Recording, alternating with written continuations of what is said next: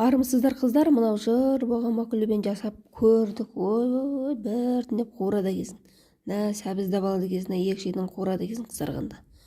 Одан кейін оны жинап теріп алады екенсің, бір қасап қояды екенсің, бір кезде картоп салады екенсің. Картопты екі жерін қызартып қуырып алады екенсің, тағы да бір ыдысқа жинап қояды екенсің. Ыдысыңның бәрі май болады екен. Бір кезде бар ғой, мынау немізді етімізді қуырады екенбіз.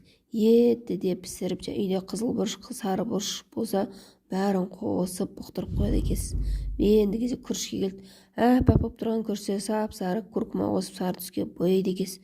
Сөйтесіз, бұндағы майға қуырып жүріп бетін бұқтырып қояды екенсіз.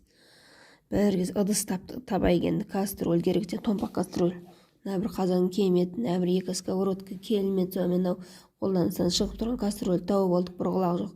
Соған реттестіріп сала бастадық. Бірінен кейін бірін әдемілеп реттестіре бердік. Сөйттік те жаңағы бетіне күрішті қойып нығыздадық. Намысқа тырысып жаңағы аударған кезде ойбай доп-доңыз әдемі болып түссінші деп күріштің үстінен басып қойдық, нығыздап. Картошка езетін, мына ыдыспен пюре езетін. Сонымен салатқа көштік, салатты турап дегенше жаңа кастрольдің бетін жоқ қой дегенше 20 минутқа бұқтырып.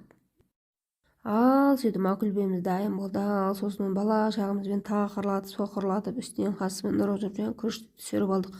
Бұл қасықпен ұрғанның құдіреті не екенін білмедім. Әйтеуір қасықпен ұрсаң анау күріш біртекті болып түсе ме, домалақ болып. Сонымен үйреніп алдық, осылай жасауды.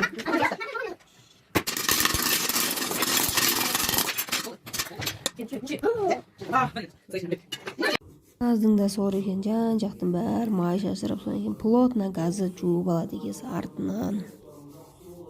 Бірақ бір жасап жеуге болатын тағам екен.